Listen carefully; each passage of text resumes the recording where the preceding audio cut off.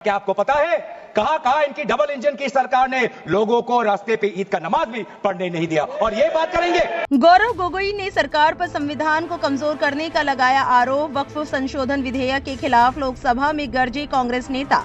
मुसलमानों का इतिहास बताकर सरकार को किया लाजवाब।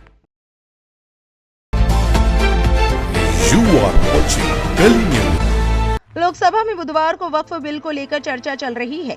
इसी बीच कांग्रेस सांसद गौरव गोगोई ने वक्फ बिल का जमकर विरोध किया और बीजेपी सरकार पर निशाना साधा। गौरव गोगोई ने कहा, इस बिल का मकसद संविधान को कमजोर करना, माइनॉरिटी के बीच में भ्रम फैलाना, भारतीय समाज को बांटने, माइनॉरिटी को अलग थलग करना है। गौरव गोगोई ने बीजेपी पर निशाना साधते हुए कहा, ये तो ईद पर नमाज नहीं पढ़ने दे रहे हैं, ये अल्पसंख्यकों के प्रति अपनी संवेदना जताते हैं। मैं पूछना चाहता हूं कि आपके लोकसभा में कितने एमपी अल्पसंख्यक हैं?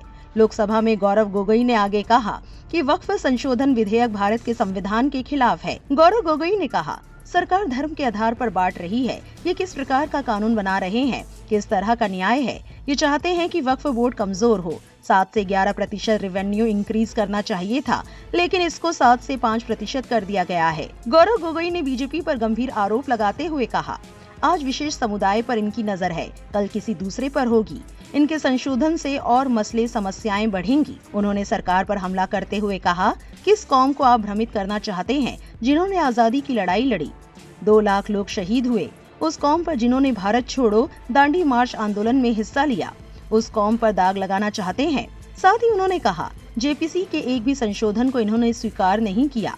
हमने भी बहुत से जेपीसी देखे हैं। गौरव गोगोई ने सरकार पर निशाना साधते हुए कहा, जब आप लोग भारत छोड़ो आंदोलन का समर्थन नहीं कर रहे थे, तब इस कौम ने समर्थन किया। इससे पहले केंद्रीय मंत्री किरेन रिजिजू ने संविधान पढ़ते हुए कहा कि केंद्र सरकार भारतीय संविधान के अनुच्छेद 25(1) में उल्लिखित धर्म को मानने, उसका अभ्यास करने और प्रचार करने की किसी की स्वतंत्रता में हस्तक्षेप नहीं कर रही है।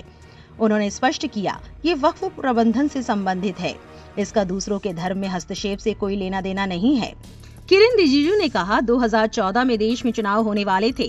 उससे पहले 2013 में यूपीए सरकार ने 123 प्राइम प्रॉपर्टी को डिनोटिफाई करके वक्फ बोर्ड को दे दिया। ऐसे चुनाव नहीं जीता जाता। हम आपकी गलतियों को अब सुधार रहे हैं। कांग्रेस सांसद गौरव गोगोई का ये बयान सोशल मीडिया प्लेटफॉर्म एक्स पर तेजी से वायरल हो रहा है। इस बयान को कोट करते हुए कांग्रेस के आधिकारिक हैंडल से कहा गया, ये सरकार उस कौम पर दाग लगाना चाहती है जिसने भारत की स्वतंत्रता की लड़ाई लड़ी, जिन्होंने मंगल पांडे जी के साथ शहादत दी, जिसके 2 लाख से ज्यादा उलेमा शहीद हुए, जिसने गांधी जी के दांडी मार्च का समर्थन किया, जिन्होंने 1926 में कांग्रेसों के डिवाइड एंड रूल का विरोध किया, जब आरएसएस के लोग भारत छोड़ो आंदोलन का विरोध कर रहे थे और माफीनामा लिख रहे थे, तब ये कौम देश के लिए लड़ाई लड़ रही थी। कांग्रेस प्रवक्ता सुप्रिया श्रीनेत ने भी कांग्रेस सांसद गौरव गोगोई का ये बयान अपने पोस्ट में कोट किया है। लोकसभा में बुधवार को वक्फ बोर्ड बिल पर चली चर्चा को लेकर आपकी क्या राय है, हमें कमेंट में लिखकर जरूर बताएं और ऐसी और वायरल खबरों के लिए गली न्यूज से जुड़े रहें।